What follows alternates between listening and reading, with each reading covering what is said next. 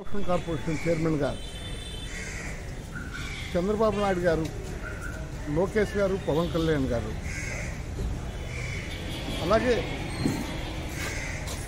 మన జిల్లా మంత్రి అచ్చెన్నాయుడు గారు, కేంద్ర మంత్రి రామ్మోహన్ నాయుడు గారు,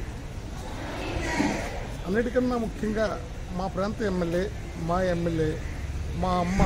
శిరీషమ్మ, వెంకన్న చౌదరి గారు, అలాగే గౌట్ శ్యామసుందర్ శివాజీ గారు, మా అన్న సమానులైన వాళ్ళందరి ఆశీస్సులతో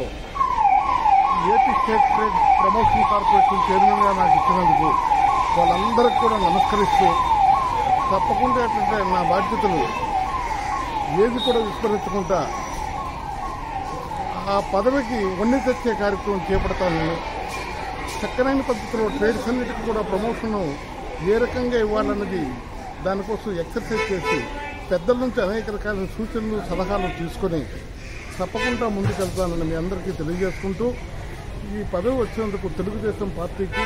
తెలుగుదేశం నాయకత్వానికి, జిల్లా పెద్దలందరికీ